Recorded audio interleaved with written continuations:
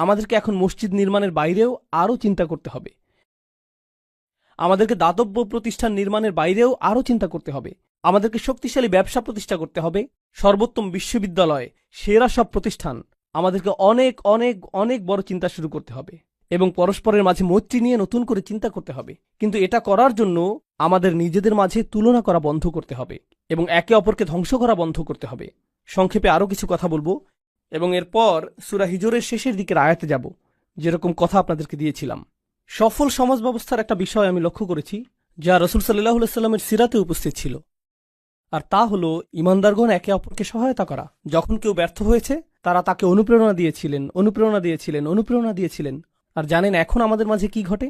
যখন কেউ সফল হয়, আমরা তার সমালোচনা করি এবং সমালোচনা করা নিশ্চিত করি, যতক্ষণ পর্যন্ত না সে ব্যর্থ হয়। এরপর আমরা বাকি সকলে শান্তি অনুভব করি।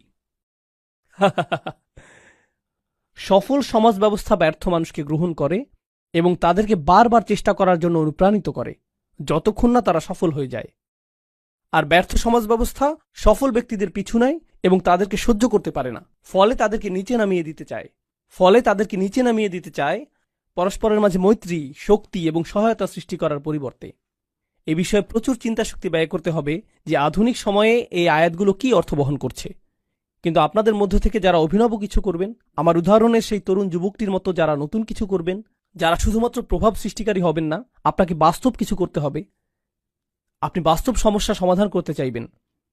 আপনাকে বলে রাখছি, উম্মার সকল সমস্যা আপনি একা সমাধান করতে পারবেন না। যখন মানুষ এসে প্রশ্ন করে, উস্তাদ, কিভাবে আমরা উম্মার সকল সমস্যা সমাধান করব? এই সমস্যা শেষ হবে যখন আপনি এরকম নির্বুদ্ধিতাসুলভ প্রশ্ন করা বন্ধ করবেন।